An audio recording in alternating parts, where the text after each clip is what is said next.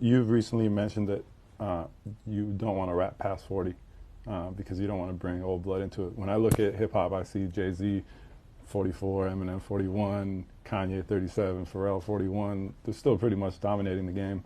Do you think there's something about hip hop in specific that you think needs new blood, or is it just something you personally feel? Yeah, yeah, definitely. And I'm glad you pointed that out because even just the origin of the word hip hop, first you have to be hip, and the older you get further away from the hipness. I mean, you can know what's going on, but there's always new slang, there's always new rhythms, new patterns, all that kind of stuff. And once you start trying to imitate that thing, I mean, people see it, man, and it becomes embarrassing at a point. And this is just my personal opinion. Like just feel like I wouldn't have much to offer, to the game after a certain point. It's like being a boxer. And a lot of people don't like to talk about it because it seems like it's kind of like a negative look at it, but it's just life, man.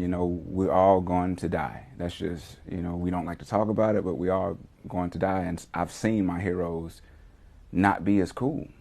And it's not that they're not as good as they were when they started. It's just the world progressed.